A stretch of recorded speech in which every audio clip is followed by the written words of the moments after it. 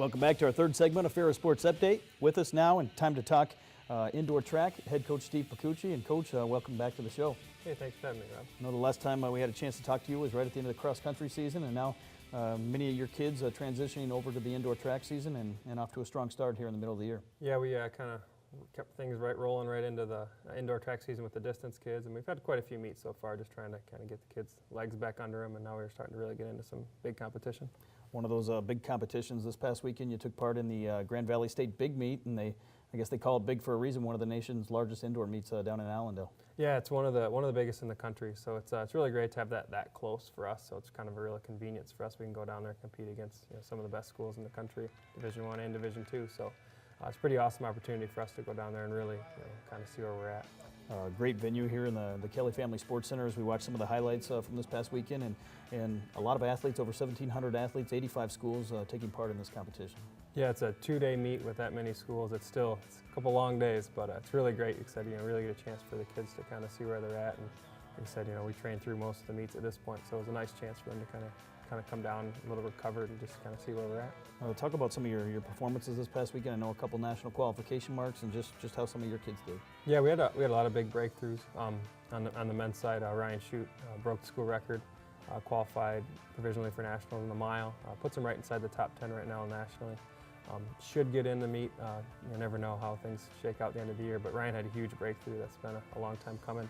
Alex Wadecki, another men's miler, just missed provisional, so he's less than a second away from it, so he had a big breakthrough there. A couple good breakthroughs in the men's 5K. Andrew Harper and one of our freshmen, Lucas Skopai, really stepped up and kind of really showed some people that he's for real.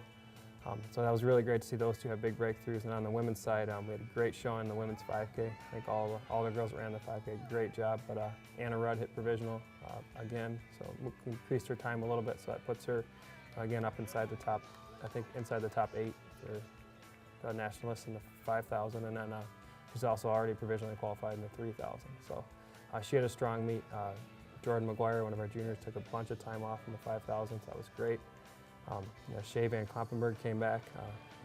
We're moving her to the 800 this year, so she's really adjusting to it, but she took a lot of time off her performance as well. And our really strong female thrower, Jess Pilling, hit provisional again in the weight throw. I know you, over the years, have had some outstanding athletes, especially in some of the distance races, but you've had some throwers that have had some great success too, and she's another one in that line. Yep, she was an All-American outdoor, so that was great. It was her freshman year and made the national championships again last year in outdoors, so we're trying to get her to the championships this year in indoors. So she's continuing to improve every year, so we're looking for some her kind of success to carry over some of the other kids, which Coach Levine and I are both hoping that's right around the corner. They're going to get some big breakthroughs in that event area too. Talk about the size of this meet and how that helps prepare some of the kids with the 2 days in terms of the GLIAC championships coming up here in a couple weeks. Yeah, it's a great practice for us actually, because it's a 2-day meet. We don't do too many of those, and then GLIAC is a 2-day meet, so it's a good chance for a lot of our kids to kind of run both days and just get the feel how that's going to be like coming back after competing day 1, come back in day 2. So that was a good good thing for us to get that experience. And then again, conference championships are down at Grand Valley, so it's always good to kind of get a dry run there too. I know you've had a chance to go to Grand Valley here a couple times. Talk about some of the other indoor meets you've been to this year and what some of the competition's been like. We opened up at Central Michigan, so that was a real small kind of first meet, which was good for us. We liked that, kind of get the kids in and compete. Then we went down to Grand Valley and competed in another kind of decent-sized meet down there. Then after that, we went over to Saginaw, another kind of small, real tune-up meet. And then this was our first real, I could say, big competition where the kids really got a chance to kind of line themselves up and see where they're at. You take part in the GLIAC championships here in Allendale in a couple weeks. So what's kind of your expectations going into the conference meeting, and how do you think the Bulldogs are going to do? I think we're going to do pretty well. So really looking to kind of get in there and compete for the all conference in track and field as top 8 positions. So we're really going to try and get some kids in position to run for those all conference spots and throw for those all conference spots. So I believe we got, like I said, a number of kids on multiple events that can really kind of step up and contribute. A couple of relays, we have a shot to kind of get all conference in those too. So that's kind of our goal going in, is just put ourselves in a position to to be all conference, and then whatever happens, happens. But they'll leave it all out on track, so that's all that matters. Obviously, with your program, it starts in cross country, goes to indoor track, then to outdoor track. seems like you're starting to build some name recognition nationally, not just in cross country or outdoor track, but here in indoor track as well, with the women's team being ranked this season. Yeah, I think it's just kind of a carryover of the success we've had over the last 3 or 4 years, and we're starting to kind of be ranked consistently, year in and year out. And it just shows, like I said, it's not just been 1 or 2 kids over the last few years. It's constantly developing athletes every year and really trying to get kids to improve. And as a coach, that's my main goal when I bring someone in, whether they're I start off at 19 minutes or 17 minutes, is I want to get those kids faster. Whether you're a 40-foot shot putter or a 30-foot shot putter, we want to get you throwing further. So that's kind of been the goal of our whole program all along. Bulldogs obviously beyond the GLIAC championships, the national championships coming up here early March. What are some of the expectations for being able to get some of your kids into the national meet? Like I said, we got a few kids up in the top 10 already national in the rankings right now, which, like I said, really don't really mean a whole lot at this point until the end of the year. But we're looking to get, we'd like to get 3 or 4 kids in.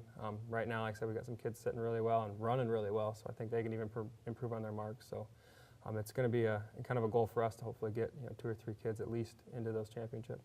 How does some of the training, I guess, differ from the indoor season as you get ready then for the outdoor season coming up here in the spring? For us, for indoor, we do a lot of kind of over distance training and just kind of making the best of the weather, whatever they give us, we're given for the day. So most of my kids were kind of adapting and just kind of just trying to work on overall fitness and strength through the winter. And then once we get a chance to actually get on a track outdoor, that's where we really start to kind of fine tune and really trying to get going fast and really work on the race specific skills. Obviously, some great outdoor meets coming up here in the spring as well, and you have the chance to host your own meet in April. That's kind of been a tradition here at Ferris State, and certainly weather permitting, always a great day. Yeah, that's always a fun day for us. The kids really like competing at home. It's not a real big meet, but we don't really want it to be. Like I said, that early in the season, you don't want to be sitting outside for 12 hours. So, like I said, it's really fun. We got a lot of schools that kind of been coming every year. So. We kind of know who to expect, and just kind of we try and set it up and have a good meet. But at the same time, we kind of get the kids in, get their races in, and then they really enjoy kind of being able to do it at home. Obviously, both indoor season, outdoor season. It seems like the GLIAC always has some of the top teams in the country, and a lot of the top athletes across the nation competing right here in this conference. Yeah, it's one of the best. I think it's the best conference in the country as far as track and field goes, top to bottom. So it's like I said, if you can be all conference in the GLIACs, that means you're one of the best probably in the country in your event area. I know as you head into the GLIAC meet here in a couple weeks, what type of training, how does it differ here from parts of these other meets as you get ready for the conference championships? Right now, kind of going into the end of the indoor season, like I said, we train through almost all of indoor, so this is kind of the last kind of couple weeks where we kind of let them recover a little bit. So right now, we're just trying to kind of make the best of the weather and just trying to get a little bit of sharpness, and then try and at least kind of let them come down and feel a little rested going into the conference championships. But our main goal is to get them rested and a couple good competitions in, and then it's right back getting ready for outdoors. So we don't no break. We just kind of keep right on rolling. Who are some of the top teams as you look towards the conference meet coming up here in a couple weeks? Grand Valley right now is looking like they're the #1 on the women's side, and then them and Ashland are really going to fight it out on the men's side. So those are your 2 big powerhouse schools, and I think Hillsdale has really kind of stepped up in the last few years, and then. We got a couple new schools coming in, so we never really know where they're going to line up. But usually, like I said, you got the Grand Valley, Ashland, Hillsdale, Saginaw Valley. Those are always really strong programs. Well, Coach, thanks for your time, and best of luck to the Bulldogs. Hey, thanks for having me. It's always great to be here. This has been another episode of Ferris Sports Update. Reminder, you can follow all the action online at ferrisstatebulldogs.com. Thanks for tuning in.